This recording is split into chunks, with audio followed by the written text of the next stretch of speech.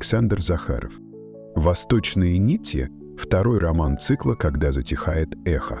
Роман создан на основе реальных событий лета 1913 года. Европа застыла в предчувствии перемен. Где юная Лиззи Уатсон, дочь легендарного доктора и героиня романа «Свободная от Глена Элби», неожиданно оказывается в бурлящем Константинополе. Глава 1. Тишина, наполненная ожиданием.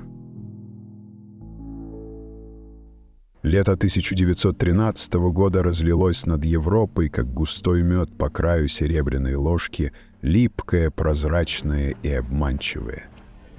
В этом медовом спокойствии не было ни войны, ни тревоги, только солнечные улицы, музыка из открытых окон, разговоры на террасах и обманчивое ощущение, что весь мир вот-вот расправит крылья для небывалого полета. На улицах Лондона продавцы газет выкрикивали заголовки с ленивым равнодушием. «Болгария на грани срыва мира», но никто не слушал. Гораздо важнее были другие вопросы. Кто победил в последнем матче по крикету? Каковы тенденции новой коллекции Поля Пуаре? И когда откроется таинственное электрическое кафе на Риджент-стрит, где подавали кофе, подслащенный надеждой на будущее? Лишь порой, среди общей суеты, чья-то фигура в строгом сюртуке, наклонившись над малозаметным объявлением в глубине газеты, замирала на мгновение, и взгляд выдавал знания о невидимых нитях, стягивающихся вокруг мира, нитях, недоступных обывателю. На юге Франции лавандовые поля шумели, как шелк под женской рукой, а над Ниццей воздух был сладок от инжира и морского бриза. В тени садов, под мраморными беседками, курили длинные папиросы и рассуждали о Марселе Прусте, и еще живом и пишущем, и о Ги де Мопассане, уже ушедшем, но все еще живущем в светских пересудах. Все дышало уверенностью. Будущее казалось делом техники. Паровые автомобили, электричество, телефоны, телеграфы, трансатлантические перелеты. Все это было не чудом, а буднями. Все было возможно. А если нет, значит будет. Человеческий разум достигнет всего. Вена встречала утро вальсами, штруделями и разговорами о философии в своих знаменитых кафе.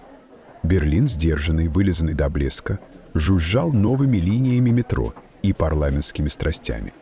Москва еще не красная, но уже тревожная, пахла квасом, газетной краской и старыми книгами в лавках Петровки. А Константинополь звенел золочеными минаретами и шелестом шелковых сари. Где-то в его тени уже стоял готовый к отправлению Восточный экспресс, словно хищник, притаившийся перед прыжком. Сама атмосфера говорила. Шпильки дам, цокавшие по мостовой, желтые зонтики над чайными столиками, блики на шляпных вуалях, запахи, сигары с Мальты, кофе с Цейлона, пыль книжных лавок и сырые каменные подвалы, где хранились сыры. Никто не знал, что жить так осталось меньше года. Но старики в кафе на набережной Роны уже косились на дирижабле с тревогой.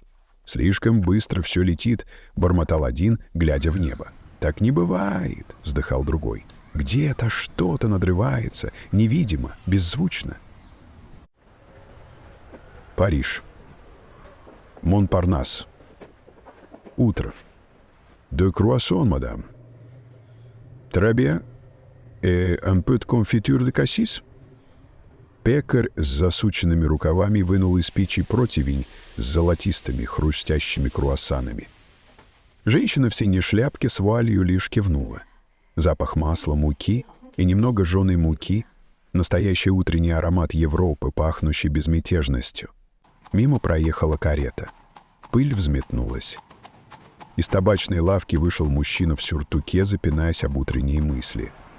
«Говорят, новый немецкий флот», — начал он, обращаясь к кому-то невидимому. «Не ври!» — донеслось в ответ из-за двери. «Это просто корабли». Подарки императора своему эго, что может быть безобиднее? Ага, с такой доброжелательностью и война не нужна. Все само рухнет. В воздухе звенели вилки, рояли с соседнего окна, звон фарфора, смех продавщицы. Жизнь текла своим чередом, не подозревая о глубинных течениях. Вена. Полдень. В кафе «Централь» сидел юноша и вычерчивал в блокноте мост, линии которого казались слишком тонкими для опоры. За соседним столиком обсуждали Густава Климта. Он безнравственен, но гениален. «Какой из них?» — спросил собеседник, отпивая кофе.